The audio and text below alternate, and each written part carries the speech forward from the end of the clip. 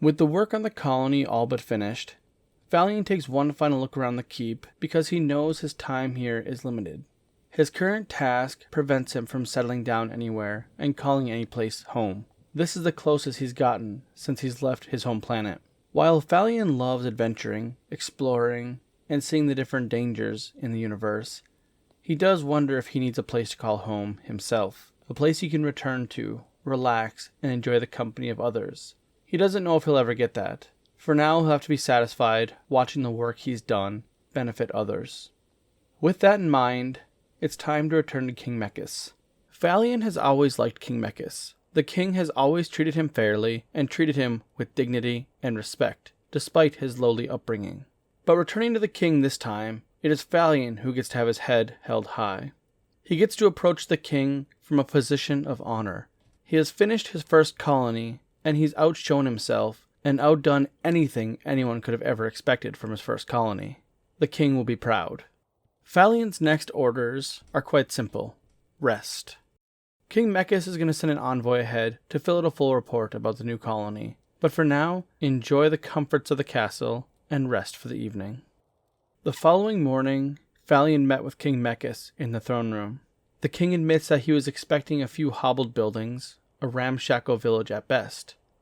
But no, Fallion gave them a defensible position on a new world. The king was expecting to spend months, if not years, populating the place and encouraging new lords to go there. All that effort would be saved. All those resources could now be reallocated. The king wanted to properly reward Fallion for all of his work, but he had little to offer him, unfortunately. The kingdom had fallen on hard times in the past several decades, and many things had fallen apart for them.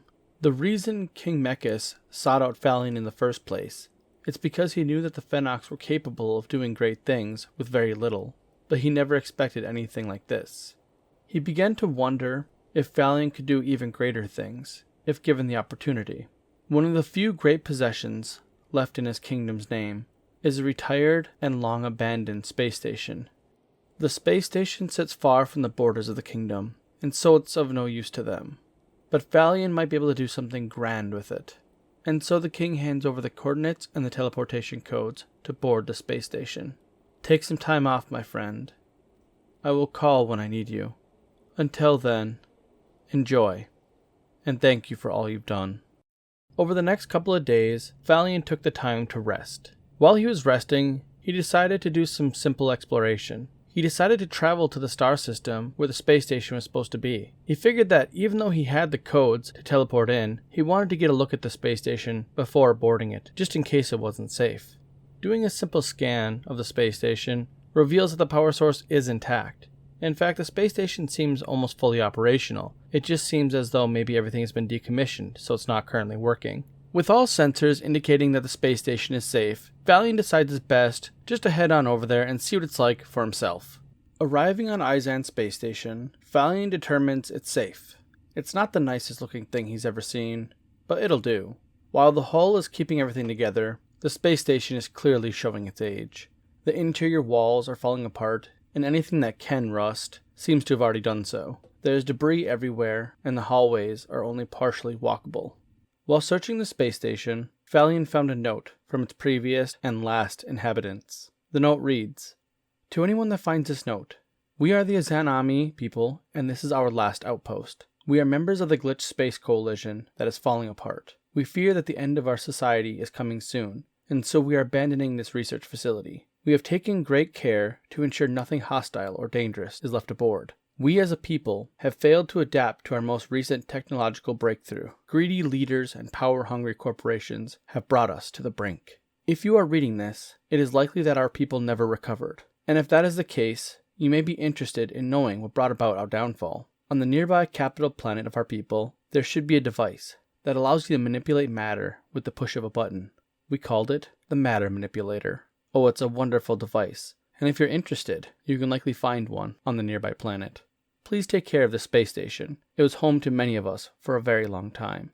We'd hate to see it fall into the sun, like so many other great achievements of ours." Okay, and with that, we're going to pull back the curtain and pause the roleplay for a minute. we have ourselves a space station. So let's take a look and see what's actually in the space station and what we have available to us. So the space station itself is this teleporter room here where there's, you know, the teleporter and then the devices over there that we can't get to, which is like the controls for the space station and the storage unit. Of course, we have some broken screens, some lighting, and then we have this really big bay that seems to be sectioned off, and it seems like they weren't using the upper and lower portions of the big sphere. We have this kind of narrow path that is sectioned off into a few different rooms. Currently, we can't use a lot of the space because it's taken up with these blocks that we can't break, but we do have this little room over here as well. Honestly, it's not a ton of space, but if we can clear it up, it'll be pretty decent. It'll be enough for us to actually like call a home base or something, and I like it. And seeing as the space station is going to take a lot of work that we currently really can't do anything with, I think we should take a look at the planet that the note was mentioning. A potential collapsed society might be a really good place to look, and it mentioned the matter manipulator, which would be a good device to get our hands on, because that will allow us to mine and stuff without needing to worry about pickaxes. So I think that is going to be our next task. So let's go take a look at that planet. Alright, I think I found the planet here. So the Zanami Strand 3, once a thriving world, something eradicated most life on this wasteland. Bandits and raiders are commonly found scavenging for resources amid extremely dangerous weather patterns.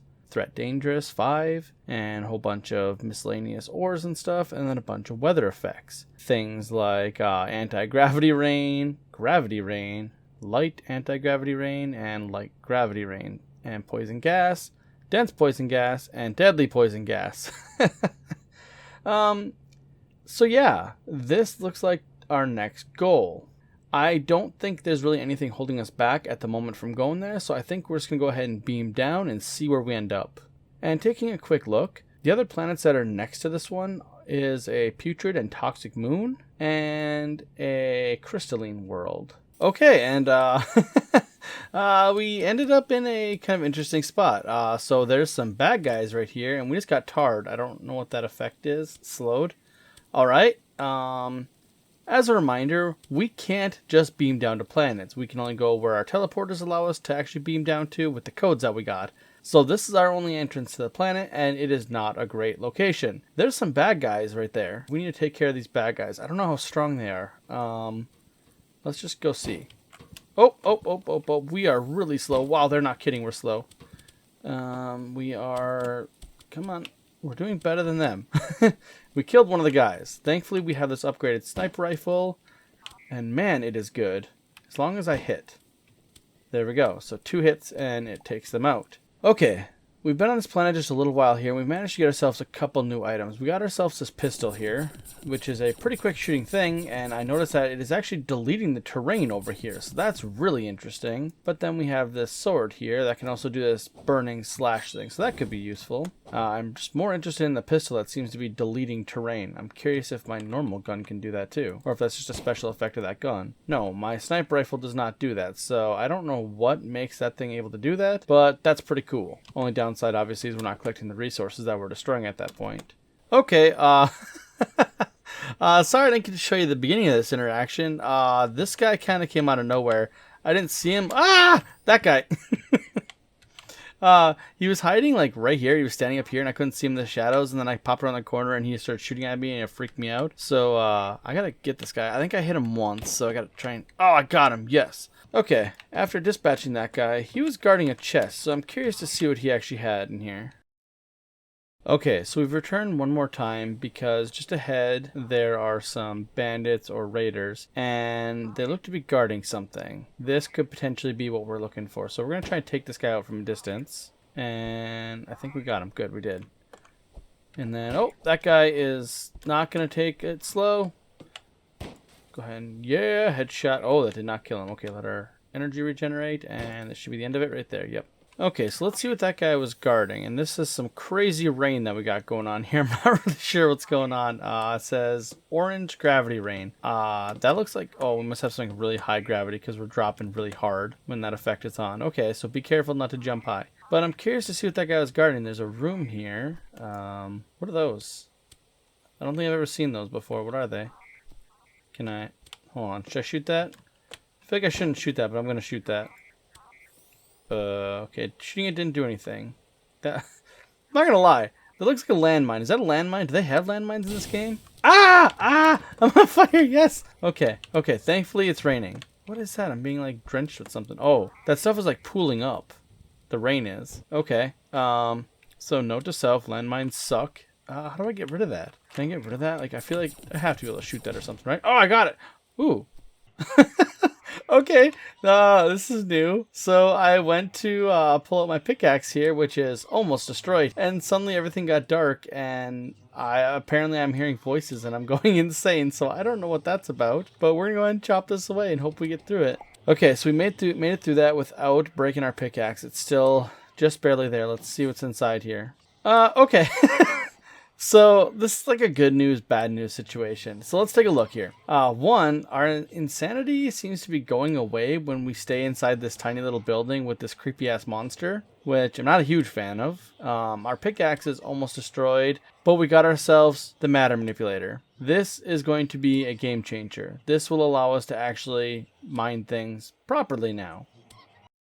Alright, now that we have the matter manipulator in the roleplay, I want to take a quick second to explain to you guys why I have not been using it up to this point. So early on, when I first started making these videos, I did a whole bunch of setup for the roleplay. In the process of doing that, I gathered up a whole bunch of the manipulator modules, which allowed me to upgrade the matter manipulator pretty much all the way. So I didn't feel like using it early on in the roleplay because I kind of felt like I was cheating because we were just starting the roleplay and I didn't want to have a fully upgraded matter manipulator. But now I think we are far enough in the roleplay and in our general storyline that we can actually have the matter manipulator in the game and it won't really affect anything with it being fully upgraded. Things are going to be just a little bit quicker because we can dig quicker and place things down quicker, but I think that's perfectly okay with the point that we're at. Which leads me to the final thing that we need to talk about. Several people have wondered why I am not beaming down to other planets and beaming up whenever I can. In our roleplay, our ship is not capable of doing that yet. We still have some more story progression to do before we can upgrade our ship to be able to do that, and I hope it's not bothering you guys that I'm doing it the way that I am, which is using specific teleporters to specific locations on planets. If that's bothering you guys, let me know down in the comments below and I'll drop it sooner than the story was going to have it, kind of introduced, but otherwise we're going to stick with the roleplay. But now let's head back to our ship because we need to get up to our space station and clear it out and fix it up. It's going to be a little bit difficult because this planet has some crazy weather effects and I hope we don't die on the way back. We're running pretty low on med kits and honestly I don't think we have any food with us, so that could be a problem too. So let's hope we make it back.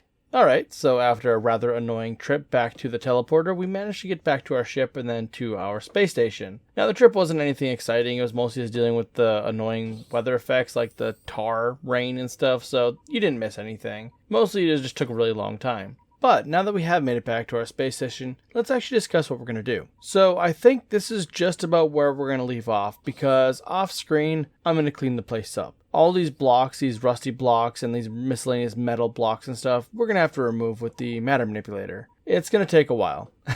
There's some fine details in here that I don't want to mess up, so I'm going to take it slow. And honestly, I don't know if it'll make for a good video. I might maybe include like a little montage in the next video, but I think for now, we're just going to call it a day. We have made a lot of progress. Getting the matter manipulator is going to make a huge difference in terms of our progression from here on out, and I hope you guys have enjoyed the roleplay up to this point. If you guys did like this episode, please do not forget to leave a like and subscribe, and I'll see you in the next one.